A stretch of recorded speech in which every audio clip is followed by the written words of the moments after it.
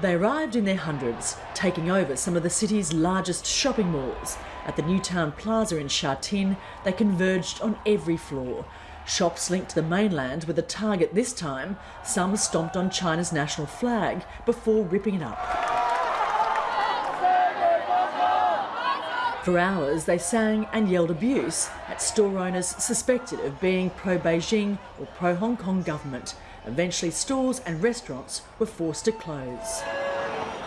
Outside the mall, protesters used umbrellas to hide their faces before smashing security cameras and burning barricades. Specialist riot police then moved in, issued a warning and fired several rounds of tear gas to disperse the crowd. At another mall in Kowloon, around 200 protesters marched through the shopping centre, chanting slogans such as "Fight for Freedom" and "Revive Hong Kong." Gatherings like this in shopping malls are a new tactic being used by protesters. It's a peaceful means of getting their message across. At the same time, they're targeting Chinese-owned companies. But the peace didn't last long. Police moved in after protesters vandalised stores and a metro station. The crowd was chased out of the mall and the station closed.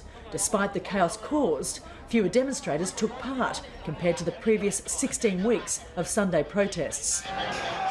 Hong Kong's Chief Executive Carrie Lam is due to host the first in a series of public meetings, which she hopes will end the crisis. But protesters say they won't back down until their demands for greater freedom and lesser control from Beijing are met.